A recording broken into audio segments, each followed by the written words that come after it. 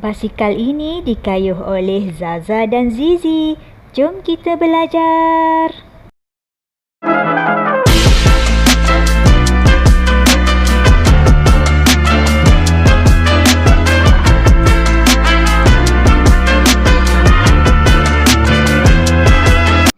Hai, Assalamualaikum. Video pada kali ini berkaitan dengan tajuk kata kerja pasif Bahasa Melayu tahun 1. 1, 2, 3, mula.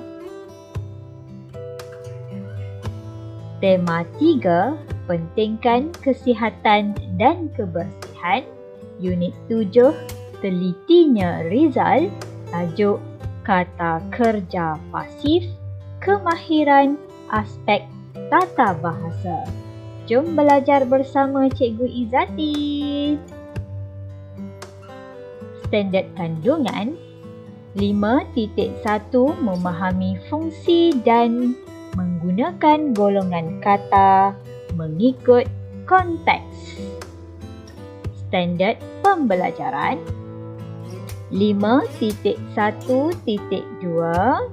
memahami, mengenal pasti dan menggunakan kata kerja mengikut konteks kata kerja pasif.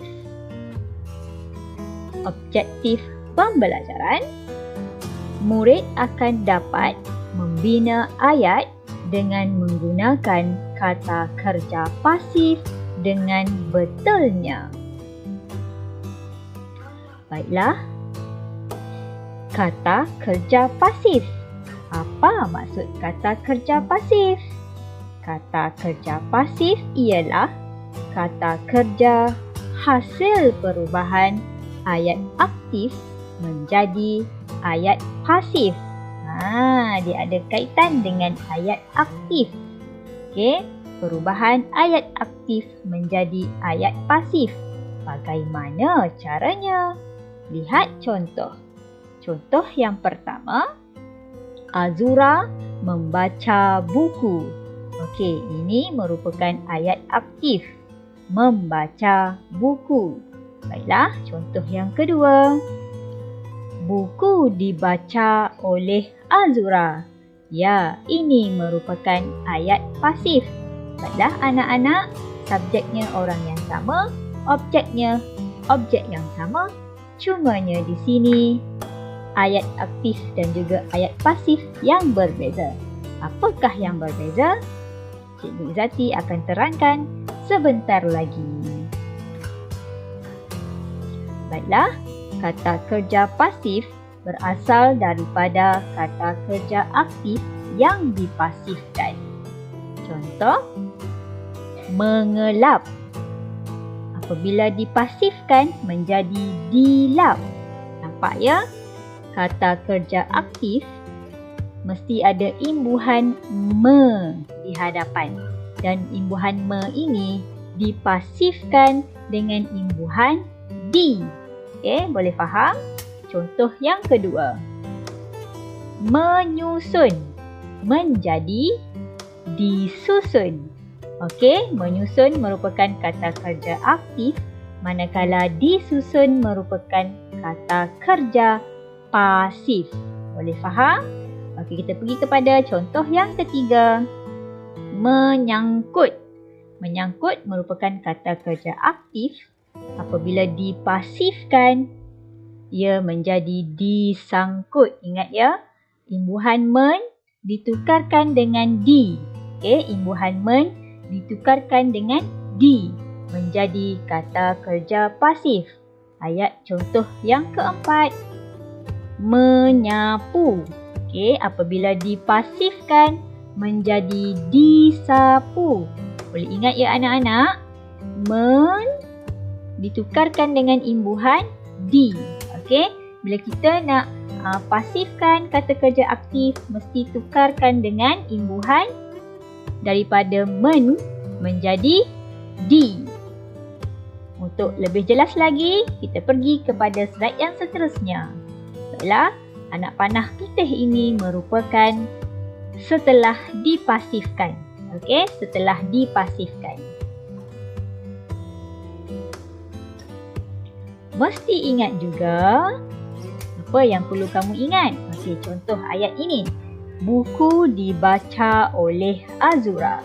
Okey, ini Azura. Buku, sedang membaca buku. Baiklah, membaca merupakan kata kerja aktif. Dibaca merupakan kata kerja pasif.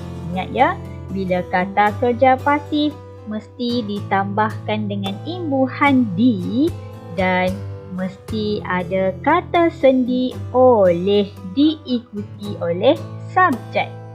Boleh ingat? Bagus. Baiklah, ini merupakan paparan buku teks halaman 44 yang akan kita belajar pada kali ini. Tajuknya kata kerja pasif.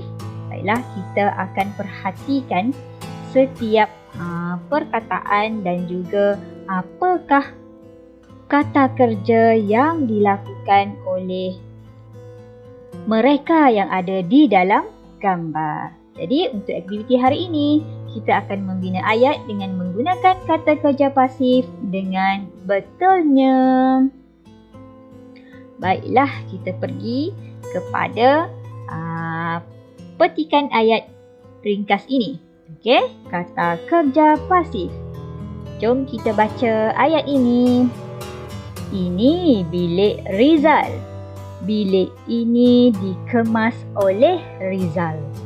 Dia dibantu oleh ayah, ibu dan kakaknya. Baiklah, ada dua perkataan kata kerja yang ada di dalam ayat ini yang mana ianya berwarna merah. Yang pertama, dikemas dan yang kedua, dibantu. Baiklah, ini merupakan kata kerja pasif. Okey, kata kerja pasif. Yang mana awalnya ataupun asalnya daripada kata kerja aktif mengemas. Okey, mengemas. Jadilah ia dikemas kata kerja pasif.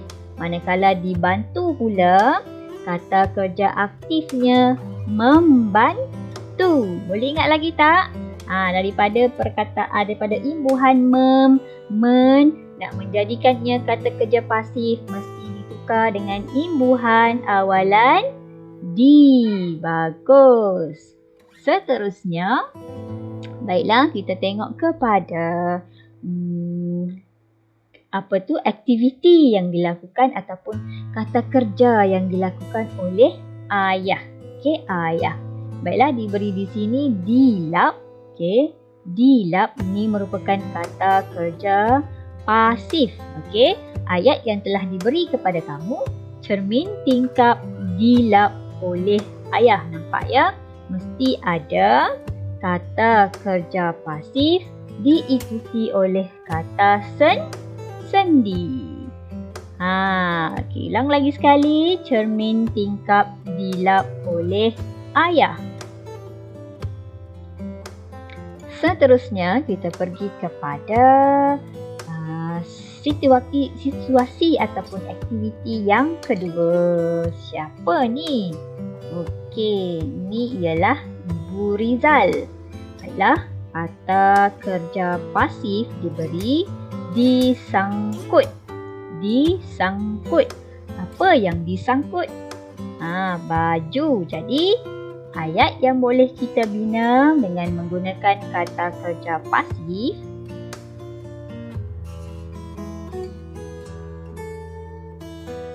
Baju Rizal disangkut oleh ibu. Baju Rizal disangkut oleh ibu. Disangkut kata kerja pasif oleh kata sendi dan seterusnya diikuti oleh siapa? Seterusnya, okey, kata kerja pasif diberi disapu.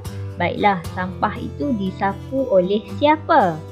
Sampah disapu oleh adik. Okey, ada kata kerja pasif dan ada juga subjeknya di sini. Jadi, ayatnya sampah disapu oleh adik. Seterusnya, disusun. Baiklah, siapa ni? Ni Rizal. Apa yang disusun? Buku. Ayatnya, buku disusun oleh Rizal. Okay, disusun merupakan kata kerja pasif, oleh merupakan kata sendi. Dan Rizal itu subjek. Seterusnya yang terakhir, ditukar. Okay, kata kerja pasif ditukar. Apa yang ditukar? Kita nampak di sini katil kan? Jadi sudah tentulah yang ditukar ialah cadar. Cadar ditukar oleh kakak Rizal. Cadar ditukar oleh kakak Rizal. Baik, semua sudah jelas? Bagus. Okey, sekarang jom kita lakukan aktiviti 5 yang mana aktiviti 5 ini ada di dalam buku aktiviti kamu halaman 48. Baiklah, baca soalan terlebih dahulu. Bina ayat berdasarkan gambar dan perkataan. Okey, telah diberi 2 gambar dan di tengah-tengah ini merupakan kata kerja pasif. Ingat ya, kata kerja pasif senang je kamu nak cam dia. Mesti di hadapannya ada imbuhan dihias, dicuci, dipam, dibuka. Jadi sekarang kita nak bina ayat berdasarkan gambar dan perkataan. Okay, jadi gambar ini gambar bilik air. Dia dah diberi kat situ. Bilik air ini dia dibuat apa? Dihias. Okey, ambil kata kerja pasif ini. Dihias oleh, jangan lupa kata sendi oleh. Oleh siapa? Rizal. Okey, nampak? Bilik air ini dihias oleh Rizal. Jangan lupa letakkan tanda noktah. Okey, letak tanda noktah ya. Sekejap cikgu letakkan tanda noktah. Tanda noktah di situ. Baik, untuk nombor 2 pula. Ada 2 gambar. Mangkuk tandas, kata kerja pasif dicuci, subjeknya kakak. Jadi macam mana kita nak bina ayat? Mangkuk tandas apa oleh siapa? Okey, boleh. Nombor 3, tandas dipam ayah. Okey, gunakan semua yang cikgu ajar tadi ya. Nak bermula dengan apa? Bermula dengan tandas. Tandas di ni kata kerja pasifnya.